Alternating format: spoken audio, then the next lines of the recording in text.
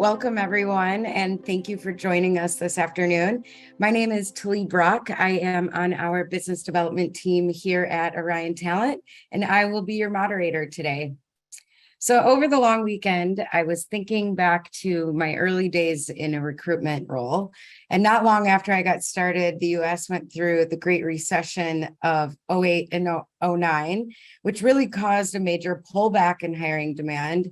And that brought on a rule or expectation by organizations, whether written or unwritten, that candidates really needed to be a line item by line item match to that rare open requisition.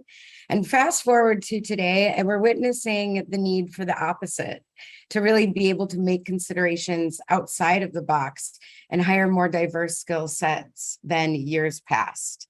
And that leads me to introduce our conversation topic for today, and a fun one: breaking rules.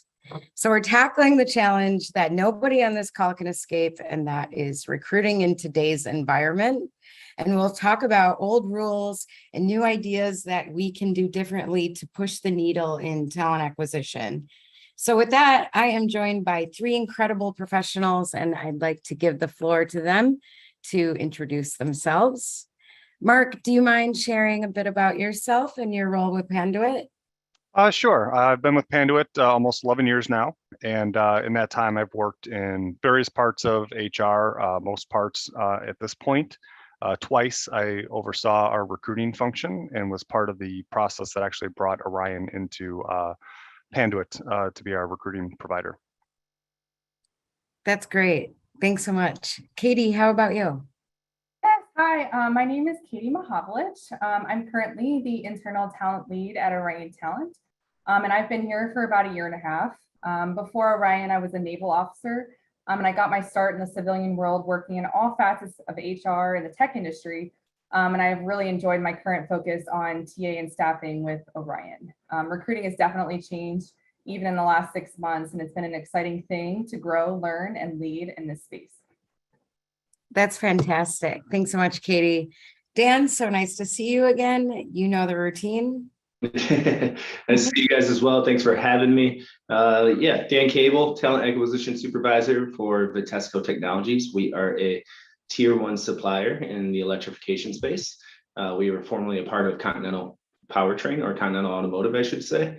I've been with Vitesco/Continental for about 4 years and been in the talent acquisition space for about 12 years. So excited to be here. And again, thanks for the opportunity. Excellent. Yeah, thanks so much for joining us. All right, so we have just one quick thing to share before jumping in. And that is that questions are encouraged. If you have a question, add it real time, add it to the chat at any time, and our behind the scenes team will manage the queue of questions. And we'll either answer them on the spot or we will wait to the end Q&A section. All right, so we're ready to start. Let's visit some statistics. Just how hard is recruiting right now? Well, the unemployment rate is 3.6%, making it incredibly tough to fill the top of any candidate funnel. And in March, there were 11.5 million jobs open, creating a record 5 million more openings than unemployed people. And not to mention, the ghosting continues. Even companies with really strong employer brands are struggling, including Southwest Airlines. No-shows are reportedly reaching an aggregate 15 to 20%. Pretty unreal. So it's clear that the old rules aren't proving success, which has talent acquisition leaders like our panelists pivoting to change as well. And so we want to ask the question, what rules should we be breaking? Mark, curious to get your thoughts. Sure. I think, one of the things that I would definitely say is when we look at Panduit, we were definitely spending a lot of money and time in places that we thought we should. So typically the rules were, put the job online, put it on LinkedIn, see what happens. And so one of the first rules we started to break was, where else can we advertise? So we started spending a lot of money on things like bus ads, sign-on bonuses, finder's fees, referral programs, you name it, we pretty much tried everything. And at some point we took a step back and we kind of had to question how effective all of those efforts were. And we weren't really moving the needle. We weren't seeing more candidates coming in. We weren't seeing things picking up or are going faster like we thought they would. So in that, when we took a step back and looked at it, a moment for me was when our warehouse employees that get a sign-on bonus when they start or at 90 days, some of them started to say, hey, someone told me I get a sign-on bonus. Is that right? And it was just a light bulb moment of, wow, we're paying these higher sign-on bonuses, and are they really doing what we think they're doing? Are they really getting people to click apply? And at the end of the day, it really wasn't the answer. And so that's kind of when we started to take a step back and say, are we breaking too many rules, or do we need to slow down and look at things differently? Yeah, interesting that the psychology of that sign-on bonus or a monetary bonus didn't work the way that you necessarily expected it to. Thanks for sharing that. Dan and Katie, do you have thoughts to weigh in on that? Katie, let's start with you. What shifting norms grabbed your attention? For our team at Orion Talent, it's been really focused on speed. We've had to push ourselves when it comes to timing. My team, for example, recruits a lot of salespeople, and that can tend to be a longer hiring cycle. But now, based on talent supply and demand issues, we do our best to make our hiring process a 2-week hiring cycle from start to finish. That means that 2 weeks clock starts with initial recruiting outreach and ends with a verbal offer. And to be honest, a lot of times we're striving to keep the process even under that 2-week standard, while still maintaining very high standards of quality and connection at every step. And something that really facilitates that is the widespread acceptance of virtual interviews. That's been really a huge boon for us and an advantage in the acceleration process. Reduces so many scheduling complications. You don't have to worry about going on site anywhere or the commuting that would be required for that. So we're really grateful that that's a very accepted thing in this day and age. Another example can be seen in our talent engagement programs, and specifically our SkillBridge program, which I'm really excited about talking about. SkillBridge is an opportunity for active duty military service members with 180 days of service or fewer left on their active duty commitment, and they have at least 180 days of continuous service prior to that, to participate in an internship with a partner company. So in this case, Orion Talent. Basically what the internship program is, it's an upskilling program that provides these highly talented military members who are still active duty, great on-the-job training. These candidates are still government employees, so their paychecks still come from the government, but for all intents and purposes, they look and feel and act like members of our organization. And then at the end of the internship, we can, if we'd like, make a job offer to them. And when they're finished with their military service, they'll come on as an employee of Orion Talent. So it's really a win-win scenario, even if we don't offer to the veteran or if they don't accept. It's a resume building block for the veteran, and it's about 3 to 6 months of work for us from a highly talented individual. And I think it's an incredible example of how we have accelerated our talent development kind of program and our methodologies by helping skill military candidates before they've even left the military, which is a great example of some of the speed initiatives that we're trying to do in this market. And then the last thing that I would say about the speed factor is that a faster cycle typically captures the most motivated candidates. So with the accelerated recruiting time frame, candidates who are slower or more deliberate in considering the opportunity are more likely to miss out. The market right now favors the fast and highly motivated talent because businesses have seen good candidates snatched away again and again.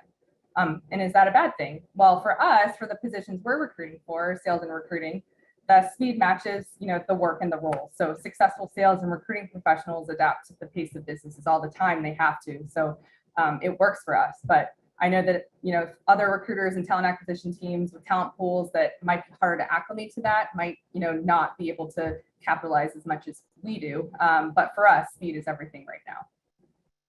Yeah, absolutely. And I can echo that in having conversations regularly with organizations. And the theme does continue to be that there is so much competition with candidates interviewing. Typically, they're not interviewing for one position. They're interviewing with 2, 3, 4 organizations at the same time. The fastest to the finish line sometimes wins. Thanks for sharing that. And then Dan, can I ask you the same question? Anything that has forced your team to rethink the approach? Yeah, we've seen a major shift over the last 3 years, right? I think every company has felt that shift where applicant flow or just overall applicants for positions has greatly decreased, right? So we as an organization have started a global project called we call it Project Fast, but really what it is at the end of the day is an active sourcing project where we work globally to come up with ideas on how to better actively source, engaging our hiring managers in the active source, which I'll talk about on another topic here, but engage recruiters who some of our recruiters globally really never actively sourced before. They were managing the process, right? And from rec intake to offer, but haven't necessarily gone out to market to find that candidate. And we just realized over the last 3 years, and it might be due to the name recognition as well. That's a piece of it. You know, Vitesco is a new name in the market, so it's going to take time for that to build. But the amount of applicant flow has greatly decreased. So we need to go out and find our candidates. So we are engaging all recruiters, HR journalists, and bringing now hiring managers into the process to get out there, advertise our opportunities, reach out to candidates and build their own networks. We're actually holding in a couple weeks, we're going to be holding how to build a LinkedIn profile for hiring managers, right? And a lot of our hiring managers with Vitesco do have LinkedIn profiles, but not all. And if they do have a LinkedIn profile, not all of them know how to utilize it or build that network. So we're going to be working with them a little bit to show them how to build the network with like-minded and even different-minded, but like skill set individuals, so they can grow their network, work with me, and we can start bringing in more talent and more applications at the end of the day. Yeah, for sure. Proactive sourcing is really now the new status quo, whereas candidates have come to hiring managers and recruiters directly in the past. So great insight. All right. So I think it's time to put up a poll and see what the audience feels that the most important in driving recruiting change has been. So which recruitment practices have you changed or thrown out to stay competitive for talent? And feel free to check any and all boxes that apply.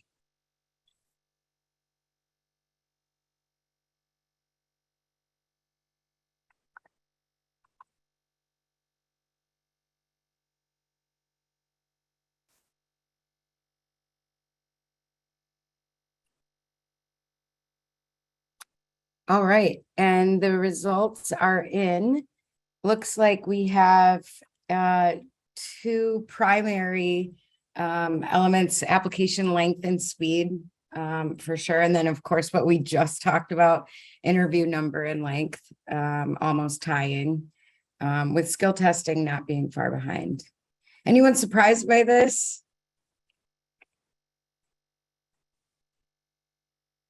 Well, it makes sense to me. We've already had a shorter application that Orion helped us implement a couple years back. So looking at that one, I think we were ahead of the curve on that, luckily. Absolutely. All right. Well, thanks to everyone for participating in our first of two polls. So, Mark, hoping to hear a little bit more detail around the recruitment rules that you are breaking and what's been working. Sure. Two I can think of off the top of my head. The first one would be around our warehouse hires. We do a lot of those, and like I think Dan mentioned, there's a lot of people are interviewing for more than one job, and so we had to speed that up. And when we started to slow down a little bit and look at our data, we actually looked at a lift test that we had employees doing. They had to go to a site, lift 50 pounds, and try to pass that. And our data showed us that the past 283 people that took that lift test all passed. And so we started to say, is that really needed? We also remembered that we had a policy that you're not supposed to lift that heavy by yourself anyway. You're supposed to get a helper. So why were we doing that? Can we get rid of it? So we worked with our safety team, looked into it, and we got rid of that, and it helped shave probably about 5 days off also provided a better candidate experience because the person probably had to take a day off of their current job, drive to this faraway lift site. So that was what we thought was a long held Panduit rule that we ended up being able to break safely. Another one I think that we broke was speed. So everything's speed right now, speed, speed, speed. And we realized that a lot of our jobs were open for a while. They would get relaunched as a different job. We would have to change it. We weren't finding people. Oh, we have too many requirements. Let's take some of those away. And by moving so fast, we were slowing things down, unfortunately. So we took a pause and said, what can we do? We actually implemented a new process at the beginning, even before we opened the job rec, to sit down with the manager and make sure we really have all the must-haves, the nice-haves, what can you train on, so that that job that gets launched is exactly the right job that we needed launched. And so that is something we recently put in place. So I don't have data yet, but I'm definitely thinking that that's going to really help us actually speed up. So we slowed down to speed up, actually. Nice. What a win to eliminate that lift test. Not sure if you're familiar with Malcolm Gladwell at all, but he examines old processes that no longer make sense and tries to shift them. So I think you would have made him proud. Thanks for sharing that. Katie, let's direct the next question to you. How can we get rid of gut instinct-based hiring? So a common practice has relied on assessing if a candidate is likable or seems like a good fit with the current existing team. And the problem is we end up getting more of the same at a time when it's mission critical to really be building diverse teams. Katie, what are your thoughts on that? Yeah, I love this question. It's a really good one for me and my team. It's very tricky just because a lot of our things that we recruit for, like I mentioned, are salespeople and recruiters. So by the nature of their work, they need to engage people, convince people, care for people. It's a people-based industry, so it's important that you have people skills. And it's hard for recruiters not to make likability a part of that equation. So to break the convention, we are first making sure we look at big picture hiring goals. So for us, it's specifically our company's passion and commitment to diversity and inclusion. We hold ourselves accountable to these objectives, and I like to remind our team that we're helping our managers build the future of their teams and the future leaders of Orion. So are we doing a good job in reflecting our leaders' vision of a diverse, inclusive, well-rounded organization, or are we simply defaulting to filling the role? Keeping those questions and objectives top of mind as we work has helped me and my team turn off default tendencies like, wow, this person really makes me laugh or gets me or likes what I like, and instead think about how will this person perform in the role, embrace the challenge, put their talents to work, support the team, and what value add could they bring? We try to focus on taking ourselves out of the equation and concentrate the assessment on the hiring manager, the candidate, the job, and the work. And really importantly, I think as recruiters, even in this high pressure environment, we have to remind ourselves not to take the easy route. Just because one kind of candidate succeeded on a job does not mean that that individual is now the template for every hire for that kind of role. Templates are a trap that can lead us to take the easy path, which ultimately creates a community of sameness, like you said, Tali, which ultimately will lead to less diversity, less productivity, less impact. And instead, we have to consider the value adds of all kinds of candidates will bring and help our hiring managers do the same. I think this is a really powerful contribution we can make to changing recruitment practices for the better, and really from the grassroots level, from the ground up. So. Yeah, definitely. It seems that the easy path might be fast, but in the long run, it can certainly come back to haunt you. Definitely an excellent rule-breaking piece of advice. Anyone else on how we can get rid of the gut instinct-based hiring? Has that affected you, Dan or Mark?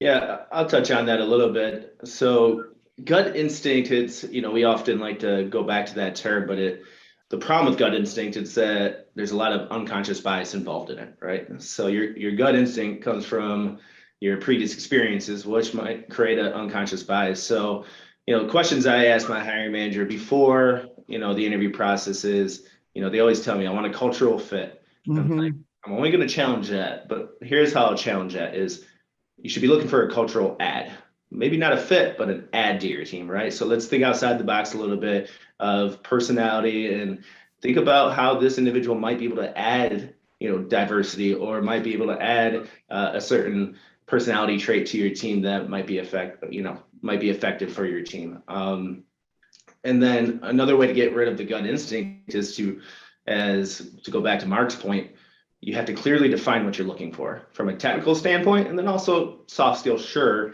But that technical standpoint, if you have that clearly defined and they meet that, then it takes away those unconscious bias if they meet those qualifications, right? So all good points by Mark and Katie. I'd agree with those. And yeah, gut instinct's a tough one though. For sure. One we gotta kind of veer away from. Love that. Cultural fit versus cultural add. I will remember and be using that one. All right. So I think this is a good time to get an audience opinion with our second poll question. When it comes to the employment process, who are you most struggling to manage? And again, select any and all that might apply.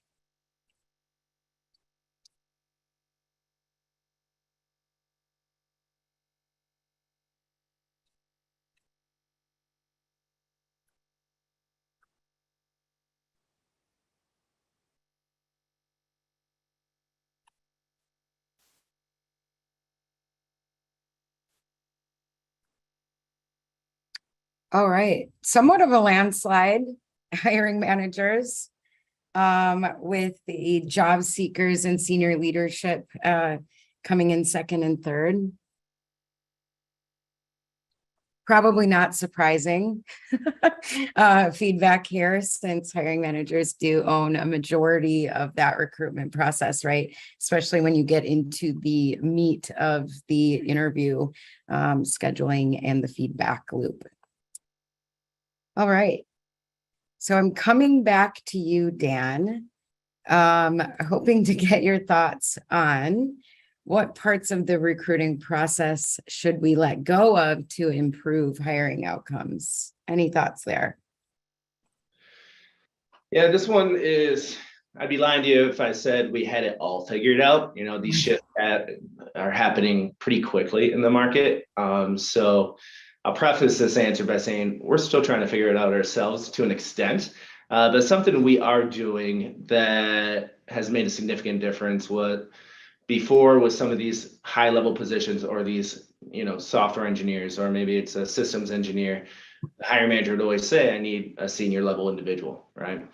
And we need someone with 10 plus years experience, Dan. And it's like, the market is paying what the market can. Most companies are paying at a competitive level right now. Most companies are. So if you want someone at that level of experience, you're going to pay a premium for those individuals, right? Because those companies are paying them well to keep them. So if you want them to convince them to come here, you're going to pay the premium, and you can't do that over and over again. So something that we've focused on as a team is, one, doubling down our efforts on the internship program, and really focusing key on our interns.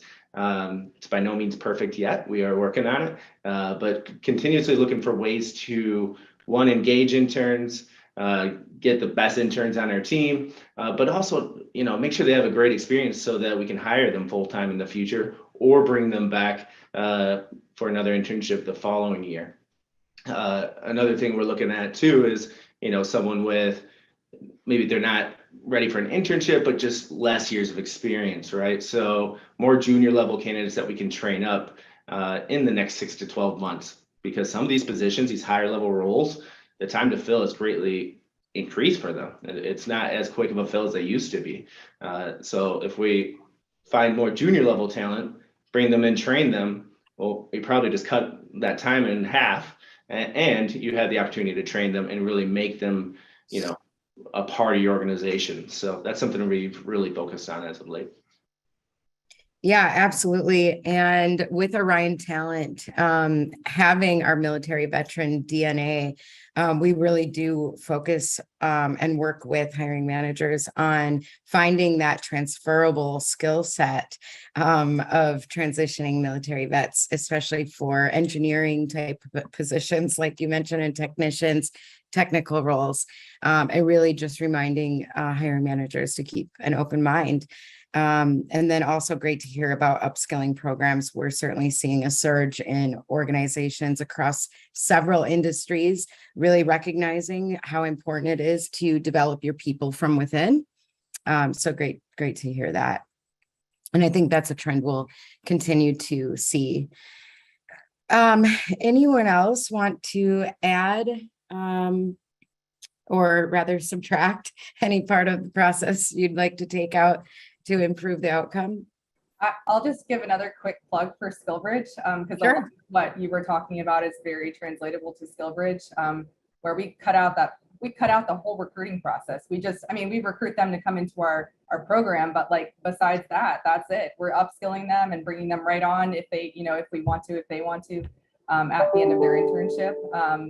And I saw a couple of notes about SkillBridge in the chat. So it's a huge thing, and definitely would encourage people to check that out.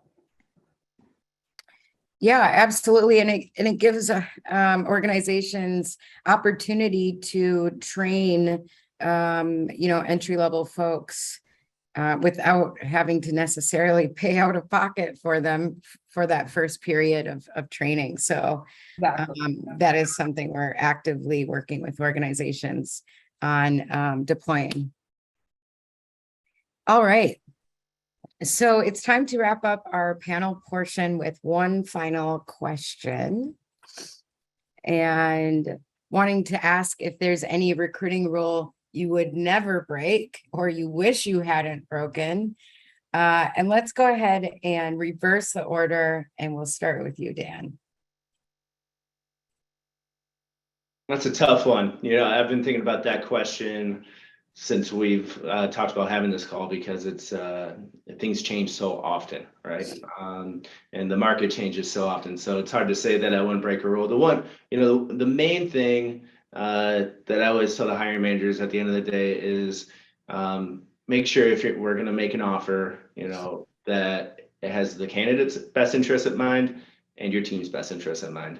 If you don't feel that the offer does, then let's not make that offer, right? And so that's a rule that we probably never break. It's kind of a broad rule, but it's just something we always keep in the back of our minds is, let's make sure these efforts are genuine, and and the offer makes sense for the candidate and also makes sense for Vitesco. It's got to make, more than ever, it's got to make sense for both sides. And we need to make sure that it's a good fit, because we want them to stay with us longer than the average of 3 years now, right? I think it's like 3 years, someone stays in a role now. And the only way to change that and get them to stay a little longer is to make sure it truly is a great match for them. So that's what we've been focusing on and continue to focus on.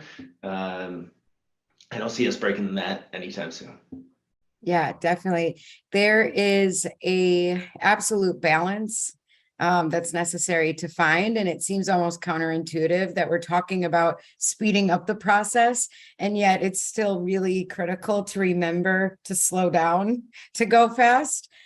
So it's that planning portion, right? On finding what the right timing really does look like.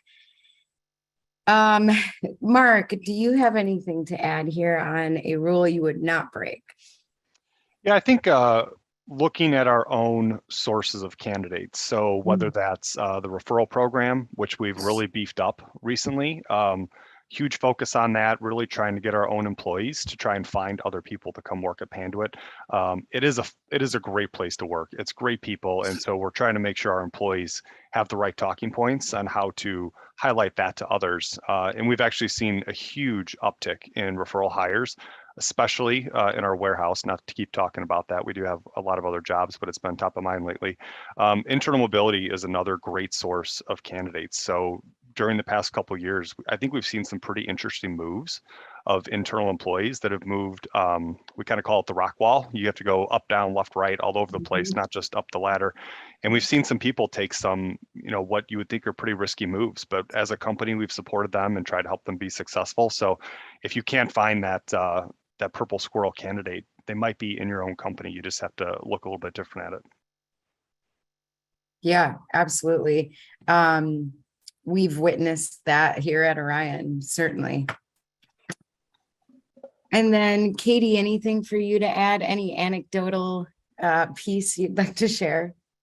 I was thinking about this question a lot too. And for me, it kind of came down to the heart of what we even do, kind of from a philosophical level. That we're a people-driven business. So I guess my rule that I wouldn't break is to not forget the power that you have as a recruiter or as a recruiting team, or that human component.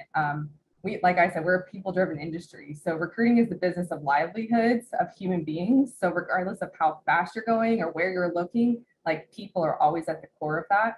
And for me, it's a mantra. It's not just a job. It's a place of power to affect things for better or for worse. I mean, honestly, think about it. Like changing jobs is something people only do a handful of times in their entire lives. And interviews can be what psychology terms as flashbulb memories, where they're things that stick out in your memory that will never fade with vivid clarity. I mean, I remember what I wore to every one of the interviews that I've done, down to the earrings. So I feel like we probably all remember a bit of our interview experiences. And not to showcase my nerd side, but to quote Stan Lee, with great power comes great responsibility. So I try very hard not to let faces and lives and physical human beings become another metric, another check in the box, or another data point. Every single person that you talk to, you have the power to change their lives forever, for better or for worse. I mean, a recruiter changed my life quite, drastically, and I'm sure that one has done the same for all of you.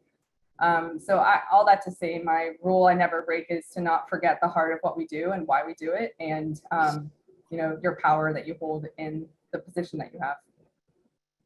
Yeah, love that. Certainly certain memories get seared into the brain. I can absolutely relate to that. All right. Well, panel, you have been most excellent. Thank you so much for all of the insights today. I want to jump into audience questions, but first let's just take a moment to briefly summarize a few key points that we made today as your takeaways. So you set the speed. Dan and I were just talking about that. It's about finding that balance. Yes, you want to speed up the process, but at the same time, it's got to make sense, right? So slow down to decide how quick to go. And then switching the culture fit for EVP excellence. It's not a culture fit, it's a culture add. That's a good way to remember it. And then never say never. And, that just relates back to what Katie was sharing, whether it's a new graduate, a military veteran, someone who's been out of the workforce for several years, really taking into consideration their unique set of skills and whether or not they could be a culture add or a fit for the role from a transferable standpoint. All right, so with that, I think we're ready to take some audience questions. And I've got Megan behind the curtain. Megan, is there a question you'd like us to first focus on? Yeah, sure. So the first question is that both Katie and Dan mentioned internships as a good way to hire. So how would they recommend starting an internship program if you don't already have one? And then also, are there any tips for success when building it out? Katie, you want to? I'll jump in real quick if that's okay, and then okay, perfect. That is, and feel free to, whoever asked that question, feel free to reach out to me via LinkedIn, because that's a longer. I can't give you the answer right now in this full, in this forum, but I can give you a brief overview in the sense of, to start an internship program, you got to start early, right? So right now, we just had our 2022 summer intern start. We still have some longer term intern positions available, but we're starting to plan for next summer already. Because the fall career fairs are coming. So we're planning that out. And then we want to make sure our hiring managers have it approved within their budget for next year. And also let us know by November, December. We were a little late this year and it really caught us in a tough spot. So this year we're gonna definitely get ahead of that a little bit more. So by December, we know how many summer interns we have, even November ideally, and then we plan for that following summer. So again, there's a lot of structure to it. You want to make sure there's project plans for each hiring manager that hires an intern, so that there's an added value to the intern. We want to make sure we don't hire interns just because they're lower wage labor. So you want to make sure you hire them for internship, right?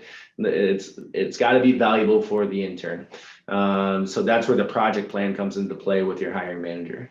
And then also have a kind of a summer structure. If you plan on doing a summer program or maybe more of a co-op, whatever it may be, have opportunity for those interns to network and work together and build relationships, because at the end of the day, they're going to remember the relationships they built, the cool projects they got to work on, and how they felt after that internship, right? So, but feel free to reach out to me. I'd love to talk more about it and kind of show you our structure and how we kind of got it going, because we kind of refreshed it and restarted here at Vitesco once we spun off of Continental. So we're in the midst of it as well.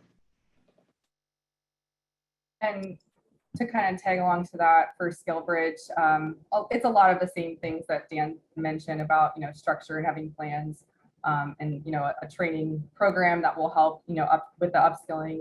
But something that's unique to the military internship is, I would say the first step would be to understand and educate yourself a little bit about what the SkillBridge program is and how military members participate. So there's a lot of literature online where you can apply to be a part of the program, on skillbridge.mil or something like that. You have to look it up. But understanding what it means for a military member to still be a part of the military, and also an employee of your company at the same time, by giving them support for what they need. They have still some military obligations that they'll have to continue to do. So really to understand that whole transition process, I think education is the first step to that, and understanding a little bit more about that transition from active duty to civilian, with still a lot of the things that Dan mentioned about structure. That's what I would recommend for initiating a program like SkillBridge.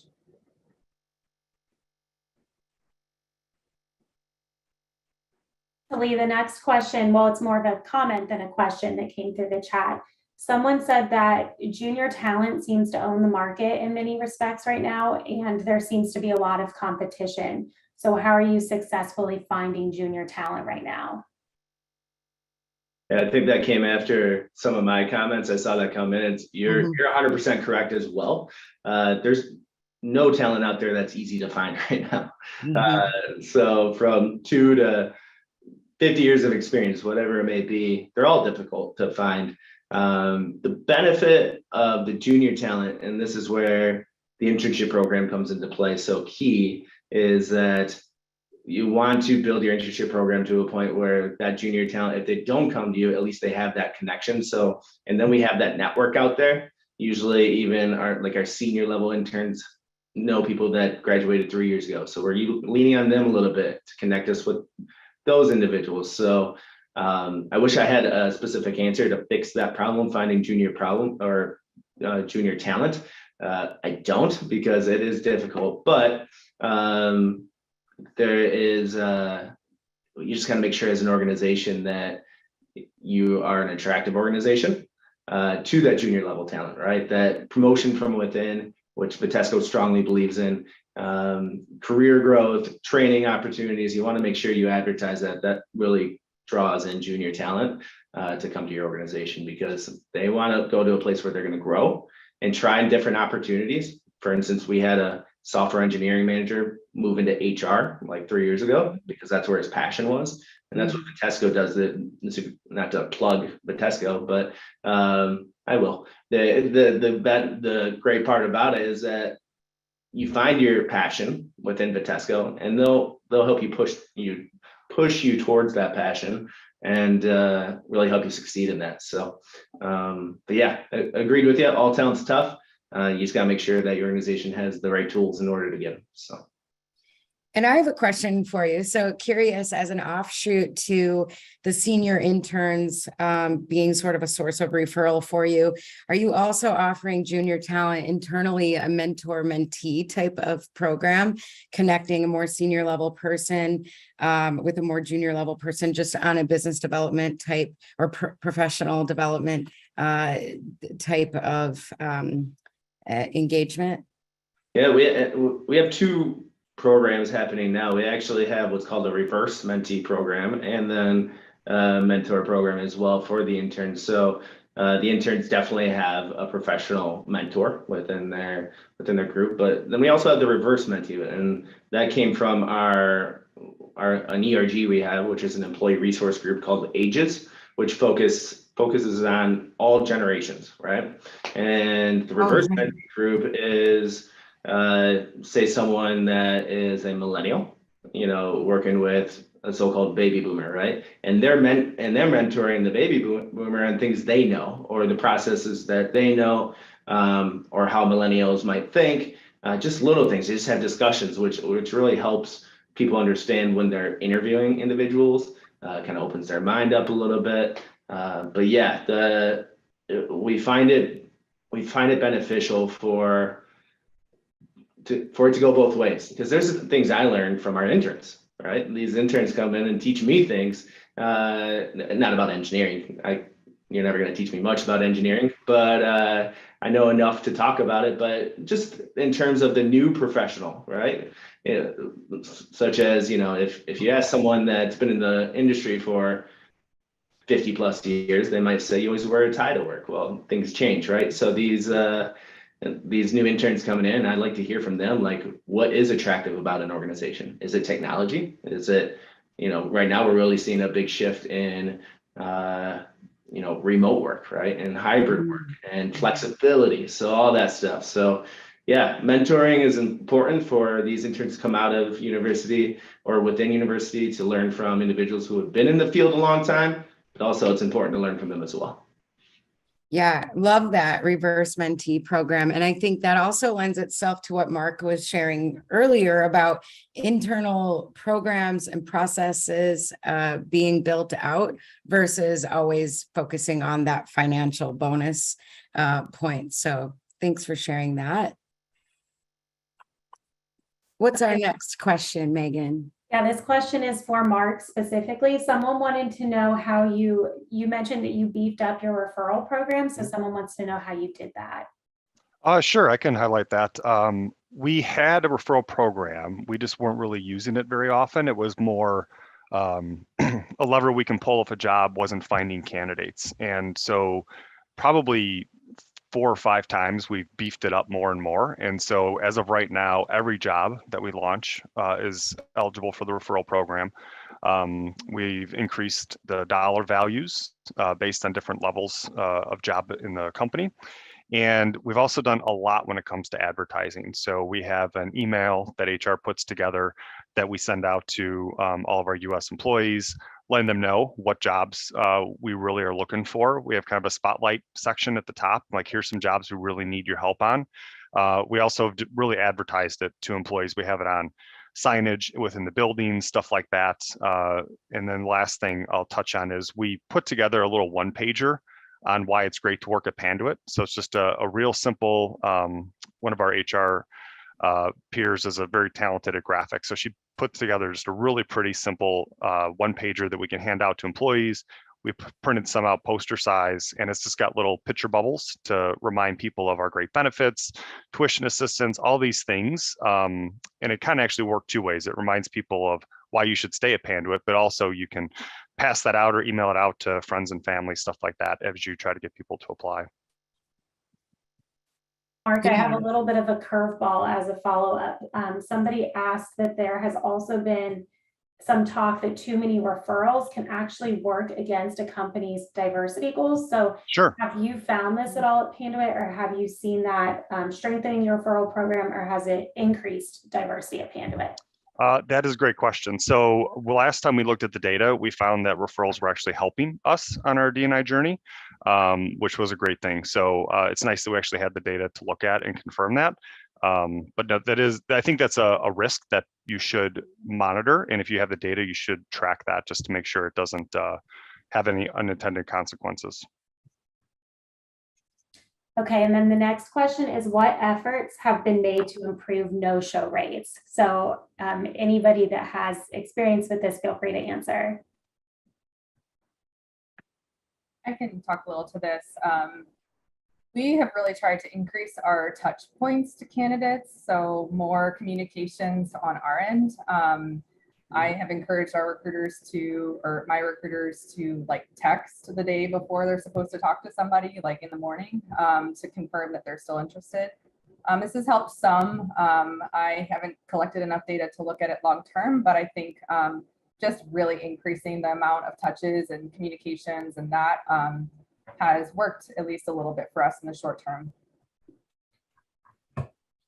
There does tend to be somewhat of a black hole, right? After a candidate accepts a position to their first day. And so to Katie's point, it's mission critical really to maintain that level of communication that they had with their recruiter throughout the recruitment process. Absolutely.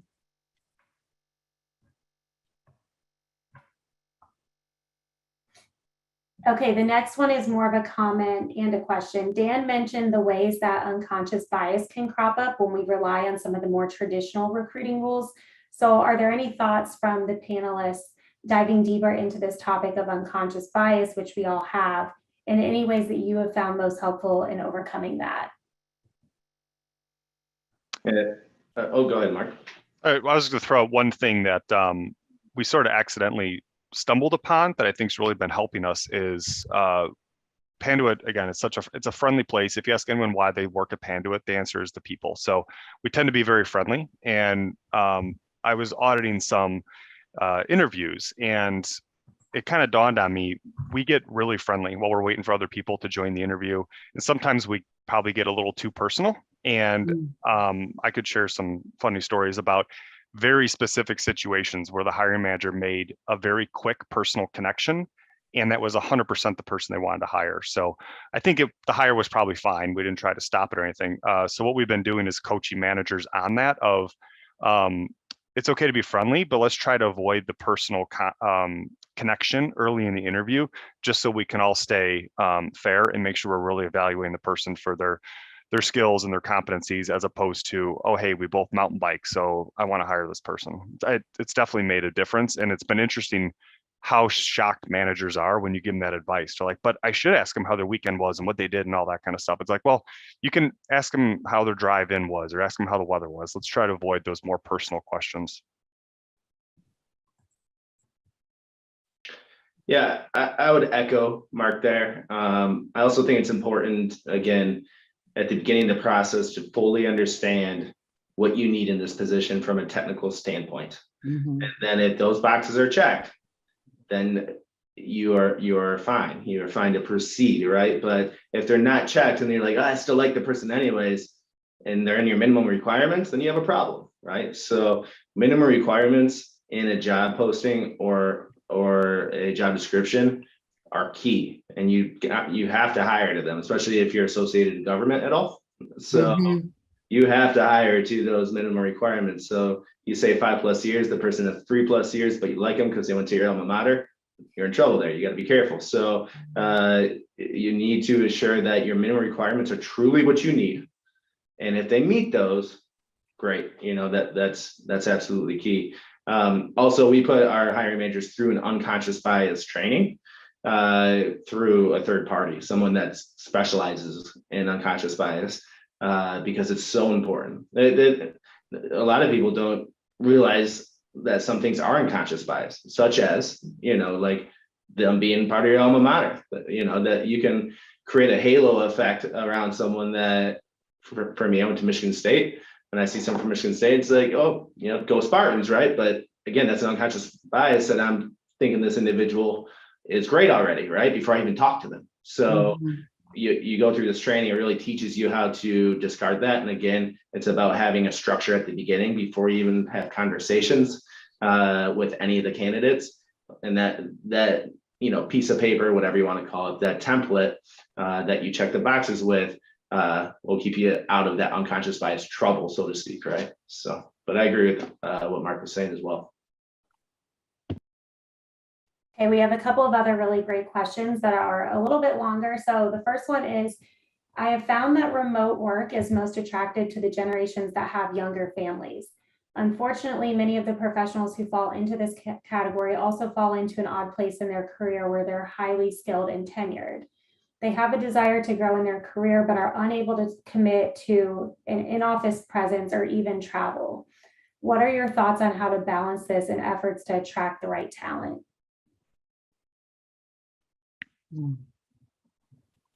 Hate to talk again, but On I a roll.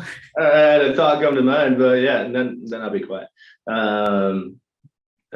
Great question. You know, it's something that we talk a lot about as an organization, and that's something an organization needs to focus on. And Vitesco is great at ensuring that everyone has a virtual presence, right? So you don't really need an in-office presence to make an impact in an organization, right? In fact, I don't make much of an impact other than meeting with people in the office sometimes, you know, other than meeting with hiring managers face to face. It is nice, you know, I don't want to always be behind the camera, but my impact comes from, you know, setting goals and delivering on those goals, right? So, and I can deliver on those goals, whether I'm behind the camera, behind the laptop, you know, working from my bedroom, as versus working in the office. So, you know, there is a lot of these preconceived notions about remote work. They won't work as hard. And we found the opposite really with Vitesco. We love being in the office. I'm in the office today. It's great seeing people. We have a hybrid program here for the majority of our workers. Some are remote. And then, you know, some of our plants are obviously in plant. That's a little different. But at the end of the day, we've created a good virtual environment that people can succeed in. So hope that kind of answers that. Yeah, I think my advice to someone in that situation would be to probably try to find a company that does have more of a virtual first or a full remote option for them. That would be a concern of mine. And a company, if they had a hybrid situation and you do have very talented remote employees that don't live by your headquarters, there could be a ceiling there where they would have trouble getting into higher positions, more executive positions, you know, director and up type roles that do have a high office presence. You could be losing good talent that does go somewhere else. So I think each company has to kind of decide how they do that. And then big in the news yesterday, right? Elon Musk saying Tesla and SpaceX, everyone get back to the office. That's like, wow, in today's world, you're going to say that, but yeah, I think it's each company needs to really be honest with themselves about what is the remote policy doing for them or hindering them. And then for the candidate, I think that's definitely a big part of the interview process. And you should really ask about, hey, what does upward mobility look like if it's hybrid? So I think the company and the candidate have to think about that. Good input. Okay, so the next question is, are the new age benefits drawing measurably more candidates or showing a clear competitive advantage, or are they just fancy window dressing? And then the examples they gave are memberships to Headspace, wellness coaching, learning events, etc. Any thoughts on that? I think the old-fashioned ones are probably still the main drivers. Usually, when we get to the offer process, the things that people are asking for, it's the usual. It's more money, it's more vacation time, those sorts of things. We try to highlight some of those ad hoc benefits that we have. I personally don't think that they've really moved the needle. I think they're better for current employees, just to try to think of your employee value proposition and how do you retain people. By offering a lot of different things like that, I think it's more helpful internally than it is candidate attraction, my own opinion. Agree with Mark. You know, some of these additional benefits is not something you aggressively advertise, right? Because it's like you write strong benefits and advertise that. Well, like I said, talked about previously, all the companies are doing that. Right. So everyone has these little nice benefits. The main thing that we are focusing on, and what I talk about with hiring managers, is remember at the end of the day, you, Mr. Hiring Manager and Mrs. Hiring Manager, are not their priority. You know, Vitesco is not these candidates' priority. They have priorities at home that outweigh Vitesco. So when we're talking to candidates, we need to remember that and talk about our flexibility.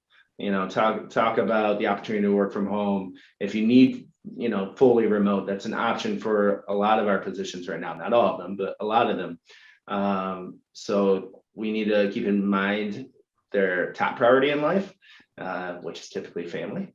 And what can we do as an organization to only, enhance that, right? So that's what we typically focus on.